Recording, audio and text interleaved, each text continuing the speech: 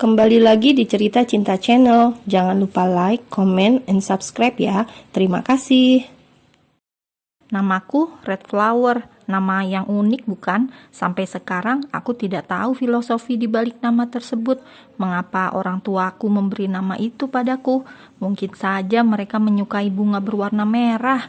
Mungkin. Aku biasa dipanggil Flo. Orang tuaku bercerai sejak aku masih bayi. Sampai akhirnya ibuku menikah lagi dengan seorang laki-laki yang licik. Ketika itu aku berusia 13 tahun. Dari awal bertemu, aku tidak menyukai ayah tiriku. Dia menjarat ibuku karena ibuku mempunyai warisan perusahaan dari kakek. Dan benar, dia akhirnya menguasai perusahaan kakek hanya dalam waktu yang singkat.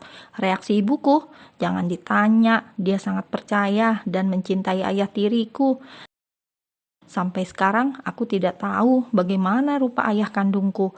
Ibu tidak pernah memberitahuku. Ibu meninggal setelah aku lulus senior high school. Semua harta diberikan atas namaku. Ayah tiriku tentu saja berang. Dia tidak terima dengan keputusan pengadilan. Hingga berbagai cara dia lakukan untuk mengambil semua harta warisan, termasuk menikahkanku dengan anak dari sahabatnya. Reaksiku, tentu saja aku menolaknya mentah-mentah. Aku bisa saja mengusirnya dari rumahku. Hanya saja aku masih menghormati ibuku. Beliau menyuruhku untuk tetap merawat ayah tiriku. Sampai akhirnya ayah tiriku benar-benar nekat memakai kekerasan agar aku menikah dengan laki-laki pilihannya, sehingga bisa leluasa menguasai seluruh hartaku.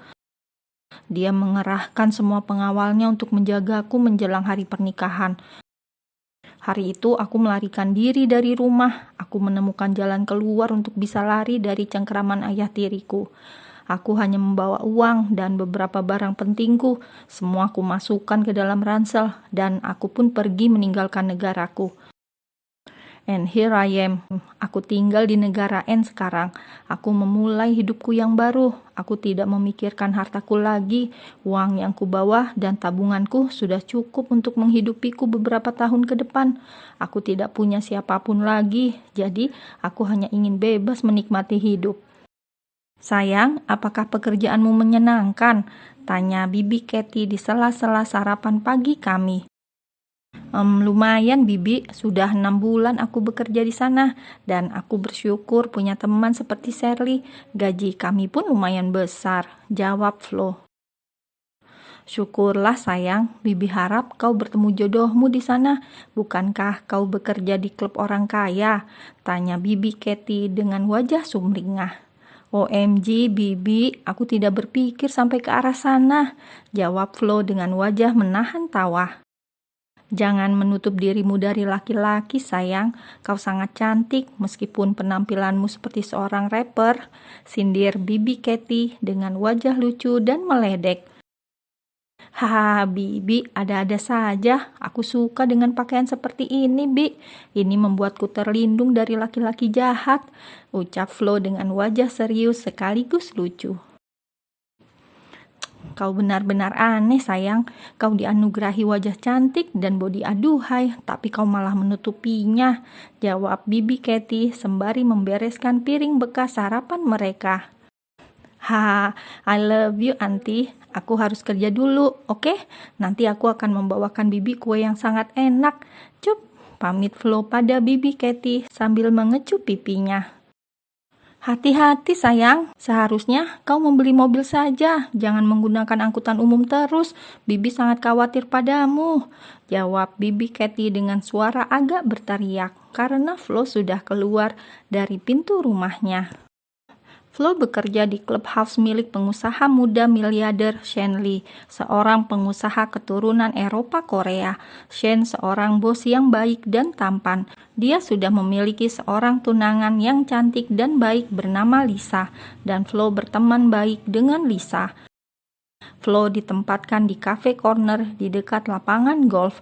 Dia menjadi seorang barista di cafe itu, tapi terkadang juga membantu pekerjaan pegawai yang lain. Flo, teriak Shirley dari dalam kafe. Bisakah kau tidak berteriak, Sher? Balas Flo. Kau ini, aku terbiasa begini, jadi aku tidak bisa menurunkan oktav suaraku, jawab Shirley cengengesan. Flo baru saja tiba di kafe dan disambut oleh cerita-cerita Shirley yang lumayan membuat dirinya tertawa.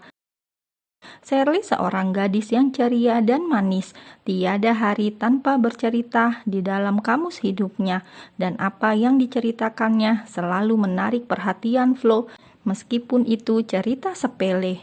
Flo, seseorang masuk ke dalam kafe dan memanggil nama Flo. Flo dan Shirley otomatis mencari asal suara itu.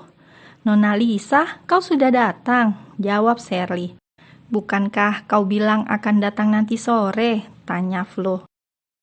"Aku bosan di rumah, jadi aku memutuskan untuk datang pagi saja ke sini. Shane masih sibuk meeting di kantor," jawab Lisa. "Apakah nanti teman-teman bos jadi ke sini, Nona?" tanya Shirley. Lisa hanya mengangguk. "Pasti mereka tampan-tampan seperti bos. Aku tidak sabar menanti mereka datang," kata Shirley sambil berhalu ria. "Hanya Shane yang paling tampan, Sher," jawab Lisa tegas. "Uluh-uluh, cocuit," goda Shirley. Flo hanya tersenyum melihat kelakuan kedua teman dekatnya. Flo cenderung pendiam, tetapi sangat menakutkan jika marah, karena Flo tipe orang yang to the point dan tidak takut pada siapapun selama dia benar. Tak terasa hari sudah mulai sore. Hari ini kafe cukup ramai karena weekend. Shirley dan Flo bekerja dengan giat, bahkan Lisa juga ikut turun tangan membantu para pegawai. Lisa seorang gadis kaya raya yang tidak sombong. Sifatnya yang ceria membuat dirinya cepat disukai oleh semua orang, termasuk para pegawai kafe. "Sayang, kau di sini," kata Shane yang tiba-tiba datang dan menghampiri Lisa. "Shane, kau sudah datang. Aku merindukanmu," jawab Lisa dengan senyum lebarnya dan langsung memeluk Shane. Para pegawai yang sudah sering melihat pemandangan ini bersikap biasa-biasa saja dan hanya tersenyum. "Di mana mereka? Apakah mereka jadi datang?" tanya Lisa pada Shane. "Ya, mereka sedang dalam perjalanan menuju kemari. Sebentar lagi datang. Ayo kita duduk di sana," ajak Shane. Shane menggandeng Lisa dan membawanya duduk di sofa VVIP yang sudah disiapkan untuk Shane dan teman-temannya. View yang sangat nyaman di depan sofa dengan pemandangan lapangan golf yang luas. Flo dan pegawai kafe sedang menyiapkan jamuan untuk teman-teman miliarder bosnya. Kafe sudah ditutup untuk umum. "Flo, aku merasa perutku tidak enak. Aduh, bagaimana ini?" ucap Shirley sambil meringis menahan sakit perut. "Seharian kau memakan ramen dan coklat, tentu saja perutmu akan sakit," jawab Flo. "Tolong izinkan aku pada bos, aku pulang duluan." Ya, rengek Shirley. Pulanglah, nanti aku akan bilang pada bos," jawab datar Flo tanpa mengalihkan pandangannya pada masakan yang sedang dihidangkan di piring. "Terima kasih sayang, cup," ucap Shirley dan mengecup pipi Flo. Flo hanya menggelengkan kepalanya. "Hati-hati di jalan dan semoga cepat sembuh," jawab Flo akhirnya. Satu persatu teman-teman Shane datang. Menurut cerita Lisa, sahabat Shane ada 3 orang. Mereka adalah Jeff, Zian, dan Jack. Mereka bersahabat sejak junior high school dan mereka dari latar belakang keluarga yang sama, yaitu keluarga konglomerat. Flo adalah orang yang tidak terlalu peduli dengan lingkungan sekitar, tapi bukan berarti dia sombong. Hanya saja Flo tidak ingin terlalu mengurusi urusan yang tidak ada hubungan dengannya. Zian dan Jack nampak sudah datang dan duduk di sofa bersama Shane dan Lisa. Zian dan Jack adalah lelaki tampan yang pastinya banyak mencuri perhatian para wanita. Para pegawai kafe, terutama para wanita, sampai terpesona memandang kedua pria itu, kecuali Flo. "OMG, mereka tampan sekali," ucap salah seorang pegawai kafe. "Dan kaya raya pastinya," timpal teman di sebelahnya. Flo yang mendengarnya hanya berekspresi datar seperti biasanya. Dia membuka medsos di ponselnya sembari menunggu perintah dari bosnya. "Apa aku terlambat?" ucap seorang lelaki tampan yang baru menampakkan batang hidungnya. "Jeff, kukira kau tidak jadi kesini," jawab Shane. "Sorry, tadi ponselku tertinggal di kantor, jadi aku tidak bisa memberitahumu kalau aku agak terlambat," kata Jeff. Lalu Jeff bersalaman dengan semua yang ada di sana, termasuk Lisa. "Kau semakin tampan saja, Jeff, tapi maaf, Senku masih yang tertampan di antara kalian," kata Lisa dengan mimik sombong yang dibuat-buat, dan itu membuat para pria tampan di situ tertawa. Jeff, pria tampan yang terlihat agak berbeda sifat dengan sahabat-sahabatnya. Wajah Jeff terlihat tegas dan dingin, dan dia sangat pelit senyum. Tapi di sanalah letak daya tariknya. Banyak wanita patah hati karena Jeff menolaknya. "Jack, kapan kau kembali ke Amerika?" tanya Shane.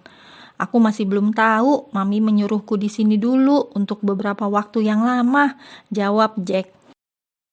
"Bibi dan Paman akan mencarikan jodoh untuknya," ucap Zane menahan tawanya. "Serius? Dan kau menerimanya, Jack?" tanya Shane dengan wajah kepo.